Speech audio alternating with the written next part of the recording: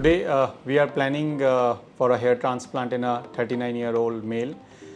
He had a family history. His father also lost hairs at an early age. He also started losing hairs by the age of 25. Now he is almost progressed to grade 5 hair loss. So the only option left is hair transplant. We are planning to do approximately around 3,000 to 3,200 grafts, which will be around 7,000 hair follicles, which will cover most of his front scalp, mid scalp and crown area. We are planning to do it in a single day session. So let's start with the markings.